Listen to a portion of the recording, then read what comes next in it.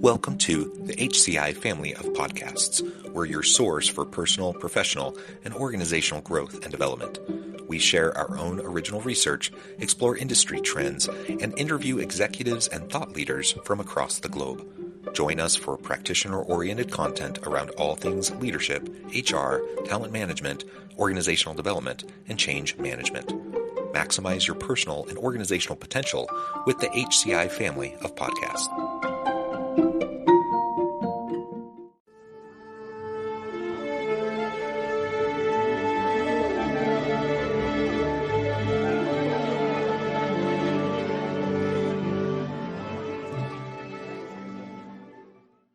Sophie Thompson, welcome to the conversation today. Thank you very much, John. Pleasure to be here. It is a pleasure to be with you. You're joining us from Birmingham. I'm south of Salt Lake City in Utah, and today we're going to be talking about using virtual reality for upskilling and professional development. A super fun space to kind of explore, and this is really the crux behind your whole business, and so I'm really excited to explore this with you and to pick your brain and to get some really cool insights into this emerging area of professional development and upskilling. As we get started, I wanted to share Sophie's bio with everybody. Sophie Thompson is the co-founder and CEO of Virtual Speech, an award-winning education platform that combines e-learning with practice exercises online and in virtual reality. Sophie started Virtual Speech in 2015 as a way to overcome her fear of public speaking using VR. Since then, Virtual Speech has developed a catalog of 30-plus courses focused on communication and interpersonal skills, from public speaking to active listening, leadership, sexual harassment prevention, and more. Virtual Speech has helped hundreds of thousands of people across 130 countries to improve their skills and confidence using VR. And Sophie has appeared on BBC World News, Forbes, the Wall Street Journal talking about VR for learning. A wonderful background. Anything you would like to highlight by way of your personal context before we dive on in? The only thing that I would highlight really is a bit more around how we first started, because people always find that quite interesting. So back in 2015, I was still at university and I had an assessed presentation coming up. And I had severe social anxiety at that point in my life. And so you can imagine my absolute fear, knowing that I was having to do a presentation in front of the class that would be assessed. And we created Virtual Speech as the first VR app to overcome the fear of public speaking, because we realized that virtual reality was uniquely placed to provide a psychologically safe environment to practice a skill like public speaking. And we all know you need to practice to become competent at something, but be confident at it as well. So that's how we started out. And then, nearly 9 years later now, things have expanded. Yeah, well, that's really cool. And I think we can all relate to the public speaking anxiety. I mean, I think it's kind of the rare person who doesn't have some level of butterflies in their stomach and feeling nervous and anxious about speaking in front of a group. I've always been jealous of those people, by the way, but I think they're the rarity. I think most people do have some anxiety. And so practice does make perfect, or at least practice makes confident, right? And then you're able to move forward without getting too caught up in your own self-consciousness. So using VR for that kind of practice, I think, is really tremendous. I remember years ago when I was going through university, I'm old, so, but 20 plus years ago when I'm going through university, we had lots of opportunities in our courses, around professional presentations and such. We just had to do practices again and again and again. And of course, it was always in front of students, which was helpful. We got live feedback and we had that experience. But that's a higher stakes, more time intensive kind of a way to practice than what you're describing. So maybe just parse that out a little bit. Like what's the value from your perspective? Say, just for a moment, we can continue on with the public speaking element to, say a university course where you're practicing presentations in front of a classroom versus using this VR approach. Yeah. So, I mean, you mentioned it briefly yourself around that it being less resource intensive. So in terms of resources at the university and time of other students. And one of the great things about practicing in front of other people is the feedback that they give. But some people feel awkward giving feedback that isn't glowingly positive. So with VR practice, you can get feedback through AI, which is much more objective rather than subjective, isn't worried about hurting your feelings, but also knows that we're not all perfect. So, for Hmm. example, virtual speech will give feedback on your use of hesitation words, how many ums and ahs you're saying, pace, volume, tone, eye contact, Hmm. listenability, which is about whether you're using jargon or not, as well as on the content of what you've actually said as well. So that can be anything from structure to asking you questions about the content that you've said. So the main benefit I would say is that the feedback is based more on theory and frameworks, and it's not shy to tell you one way or the other. It is still nice. I would like to add that because we're here to encourage people and support them, not to put them down. So for example, if you have like a score, you won't get a score of like 1 out of 10 for something because there'll always be something good that somebody has done, but it will also highlight where they can improve, and then they can practice straight away and they can practice again based on that feedback now, or they can do it tomorrow or the day after. They can practice directly at the point of need. They don't have to just wait for that one class every semester. Yeah, thank you. And that's nice to hear that it's not just brutal feedback. Yeah, it can be nuanced in how the constructive feedback is provided. That's wonderful. And I've never experienced virtual speech, though it sounds wonderful. And I'm a university professor, and so I'm like, oh, my first thought is as you're describing this, oh man, I want to sign up all my students for this so that they can get more practice because they get practice in lots of their classes, but it's just not enough. Like they just need more. And I love the idea of just immediate thorough feedback for students that they can get through this kind of technology because there's only so much I can provide. There's only so much their classmates will provide, um, and they need to just iterate. They need to get lots of I think of it like with the baseball analogy. You just got to get a lot of at bats to get comfortable behind the plate, and it's the same thing with speaking. You just got to do it, and you got to get lots of runs through for you to feel more confident. And so I think that's tremendous. And I think this is different, but using some of the type of AI technology you're describing, my 10-year-old son, he's in grade school. And just last week, he had to submit an essay. And he worked so hard on this, and he really put a lot of time and effort into it. And then he was super nervous about submitting it. He finally submitted it. And then to my surprise, within like 5 seconds, he immediately gets back like this super thorough rubric with feedback on all this stuff because it was AI Oh wow. feedback, right? And it was immediate. And I looked through, I'm like, wait a minute. And I looked through that and I'm like, oh my gosh, this is like really good feedback on his essay. And I'm like, the world is changing so much in terms of being able to leverage these technologies. Like let's rather than just being scared of AI, like let's lean into this. How amazing for professional development and upskilling for people within organizations, if we can use this type of an approach. And he's just in fifth grade, a 10-year-old. But imagine if we use similar types of immediate feedback mechanisms with thorough, meaningful, constructive feedback for professionals, members of our team, etc. Yeah, it's just more efficient. And I mean, Yeah, from way a more. university professor point of view, you can have the AI feedback to provide very objective feedback, but Hmm. then certainly with virtual speech, and I'm sure with other platforms too, you can send that recording to your professor so that they can listen to it too, and then you can also get their feedback. But you wouldn't focus on if somebody is saying lots of ums and ahs, or you wouldn't focus as much on their eye Right. contact. But that those are all elements of how you deliver a presentation, for example. So then you can focus on the bits where humans are uniquely placed to comment on, whereas the AI can focus more on the bits that is better at commenting on. Yeah, yeah, absolutely. Good. So we've been kind of talking about the origin story of virtual speech and public speaking practice, but you do a lot of different types of courses to help develop.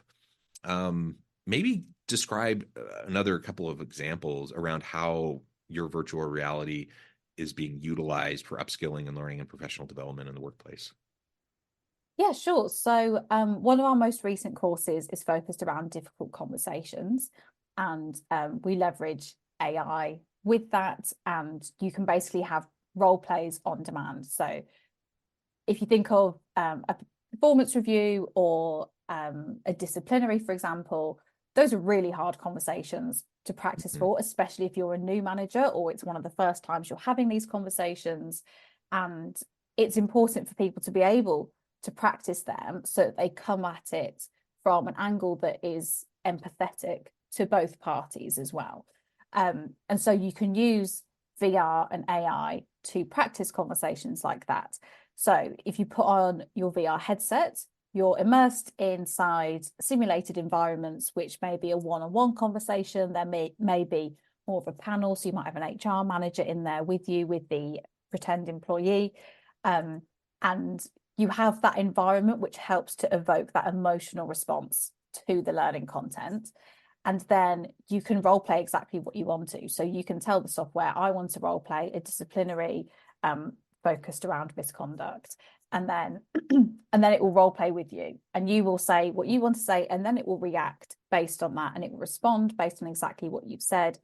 The next level there would be practicing those conversations, where the employee is, say, understanding, or if they are very defensive and much more difficult, because you never know how someone is going to react to those kinds of conversations, or some phrases you might use that might make them react in a certain way.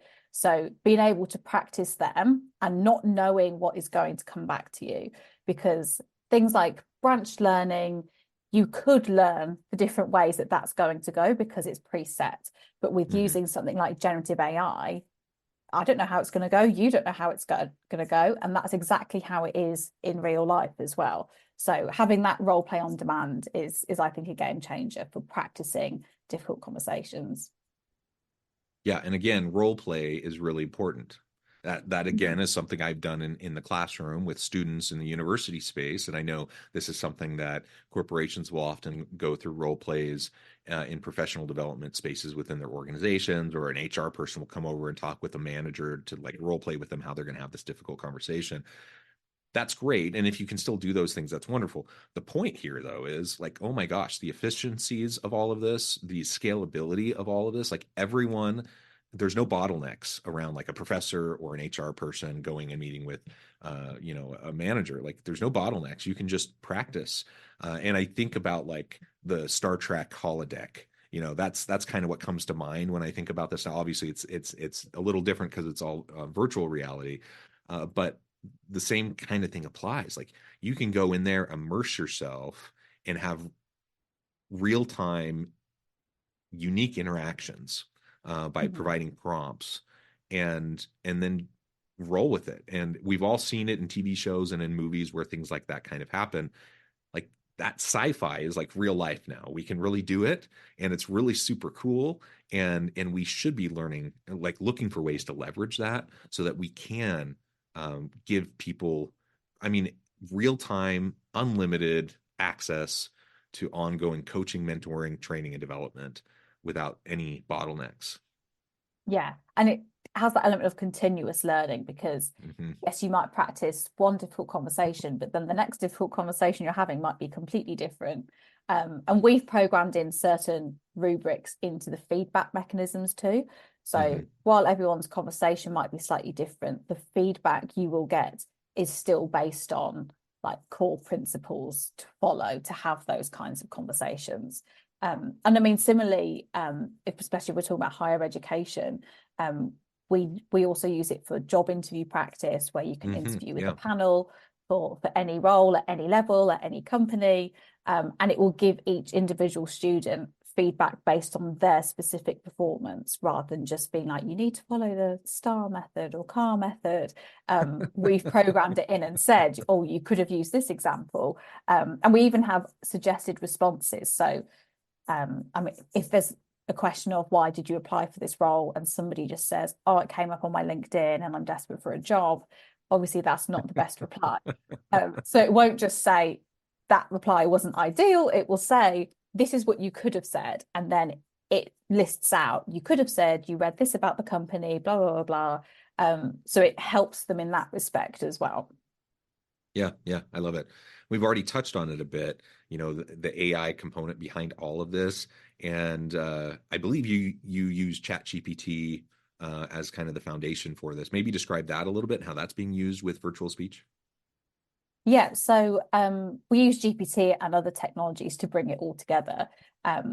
But there's a few ways in which we do that. One is around feedback, which we've already touched upon, and that's feedback on your delivery. So that's things like your eye contact, hesitation words, tone, etc., but also on the content of what you've said as well. So before generative AI, we couldn't provide feedback on the content. We could provide it on delivery, but providing it on the content was that next level. The second way in which we use Gen AI is around interactivity.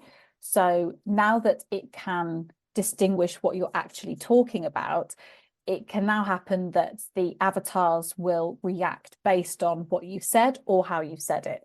So, for example, if you are speaking too quietly or too slowly, the avatars might start talking to each other because you've lost their attention. Similarly, if you want the avatars to ask you questions, that throughout your presentation, they will raise their hands and you click on them, and then they will ask you a question based on what you've already said. So those questions aren't preloaded. That's the AI coming up with a question. Again, that's more realistic to what will actually happen in a presentation. And then the final way, and one of the most significant ways in which we're using Gen AI, is to have the role plays, which are amazing, but also have those role plays in additional languages. So we now have role plays in 9 languages at the moment. So pre-Gen AI, we just had English. It was effectively branch learning scenarios. It was slightly more advanced than that, in that it could pick up on certain keywords, but it wasn't a free-flowing conversation like it is now. And now we can do that in other languages as well. So we actually found it interesting. It was an accidental use case, really, is that some people are now using virtual speech to practice their language skills. So we have a VR environment, which is just free-flowing conversations. So if you don't want to do one of our off-the-shelf difficult conversations, if you've got one of your own that we haven't already put prompts in for, you can just free flow a conversation there. But what people are doing as well is that if English is their second language, they're going in there and practicing an English conversation, or vice versa with French, German, Italian, Spanish. So that's been a really interesting byproduct of what we've been doing, is that there's people who are using it to help with their business language skills too. I love that. That's such a useful use case that I hadn't even considered. That's No, really we cool. didn't either. Yeah, that's really cool. They're really cool. And I think especially for, hats off to people who are bilingual. Most of the world is, it seems like, but in the US, we're kind of lazy from a language perspective, and we kind of just expect everyone else to speak English. And Same as so the UK. It's embarrassing. so I mean, how wonderful, to bone up on a language, to get a little bit of practice.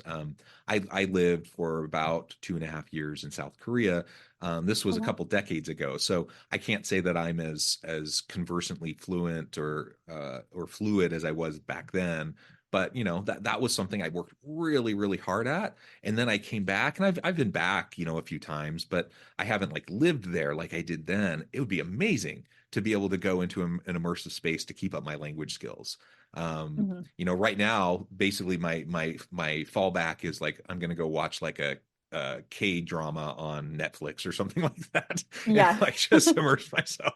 But other than that, like, how cool would that be? I just think that's a really amazing thing. Um, Maybe you could point out what are some of the other types of results, whether they're like intended, planned, things that you're hoping to see versus unintended use cases. What are some of those results that you've seen in the platform, and where do you think things are going with this technology, like in the next 5 years? Oh, wow. Big question. So, in terms of the results, we've seen improvement of skills by up to 25% in just 10 minutes. And that is measuring those AI metrics from the Mm-hmm. first time compared to the second time, third time, and so on, and just comparing them. Now, I wouldn't say that necessarily directly translates into the real world. You don't just spend 10 minutes and then you're improved by 25%, because Sure. that improvement is based on in a VR environment. So if, for example, if you're scared of public speaking, you do the public speaking course, your metrics may go up 25%. And for example, we have 86% of our users feel more confident as well. But then you have to carry on learning, like with anything, it's not a quick fix to Sure. then take that into the real world. So just because you've become confident in VR, you'll be more confident in real life, but you're not going to have that same level of confidence straight away. So yeah, even though there's that skill improvement of 25% in 10 minutes, you still have to keep working at that to translate that into the real world. We've had higher retention rates, so retention rates of up to 75%. And that's just because people are learning through experience. They're not, the learning is much more interactive, much more active, very different to reading or watching learning material, to actually being inside that learning material and inside that training rather than watching an animation. You're part of that learning experience. And the last one, which I think is interesting, is around how much more focused and engaged learners are with VR and AI learning content. There is a natural way in which people become more focused in that they have a headset on their face. So they can't be scrolling through their emails at the same time, or not, as VR headsets are at the moment. But it's also because they have to be engaged for anything to be happening around them.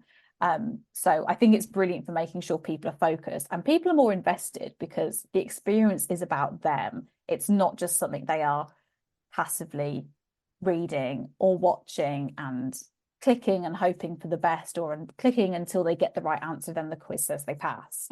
Like, it's much more interactive and personalized for their learning. Yeah, And I think, personalized. That's the point I really wanted to hit home on what you were just saying. That personalization of this professional development and upskilling learning and development process is so huge. I mean, that's yeah, like that's like the holy grail of what you want, is for everyone to have real-time feedback, personalized learning.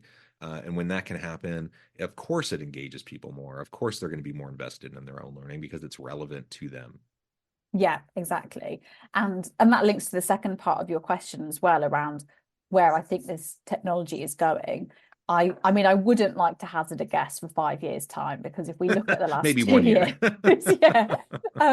But in the short term future, I think personalization, using AI to personalize things, is only going to rapidly increase. So whether that's analyzing for individual learning patterns, preferences, performance, and then tailoring the experience to each student. So, for example, in VR, that would tailor their literal experience based on where they're at the moment. And then also having more adaptive learning systems as well. So the difficulty can change based off where somebody's starting point already is, because nobody's starting point is exactly the same. And so if you are, for example, if you've been a manager for 10 years, your version of practicing for difficult conversations is going to be different to someone who they're in their first month of being a manager and they're having to have their first performance review with someone. Right. So being able to have that dynamic and adaptive way of being able to utilize content so that it's pitched at any level rather than just being static at one level. I think those are two key ways in which personalization will become better, really, over the next probably only a year, knowing the rate of generative AI adapting. Yeah, I mean, it's incredible what's happened in the last year. And so, trying to fathom what could happen in the next year or so is hard to relieve and do. So I agree. I think we need to lean into this disruption. It can be a little uncomfortable, but man, the potential, the opportunities that are illustrated through your company and the offerings that you provide are tremendous. And so, I think despite the discomfort that some may have, let's explore these tools and these technologies and the use cases that can help us and help our people to be better, to be more fulfilled, to have more successful careers, and to help our organizations thrive and succeed. Well, Sophie, this has been a real pleasure. I know at the time I need to let you go here in just a minute, but before we wrap things up for today, I wanted to give you a chance to share with the audience how they can connect with you, find out more about your work, your team, and then give us the final word on the topic for today. Sure. So you can find me on LinkedIn. So it's linkedin.com/Sophie Thompson VR. or you can just visit our website, virtualspeech.com, and you can contact any of us through there. In terms of a final comment on the topic, I would say there is some discomfort around both VR and AI and this like sci-fi future. But I think for example, we've been using this for 9 years now. We've been using these technologies to improve human traits, and the irony is not lost on us that we are using artificial intelligence to improve human intelligence. But there's just so much opportunity that those can bring, and there are potential negative side effects, but there's also huge opportunity, whether that's to learn with others around the world, but in the same virtual space, to getting personalized feedback on any conversation or any social interaction. There's a wealth of opportunities. It's just, I think we all need to adjust to what we're best at and then what the AI is best at. I love it. Thank you so much, Sophie. It's been a real pleasure. I encourage the audience to reach out, get connected, find out more about what Sophie and her team can do for you. Check out Virtual Speech. And as always, I hope everyone can stay healthy and safe, that you can find meaning and purpose at work each and every day. And I hope you all have a great week.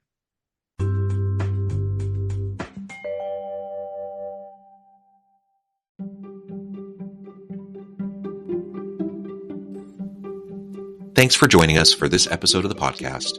We hope you stay healthy and safe, and please join us again soon.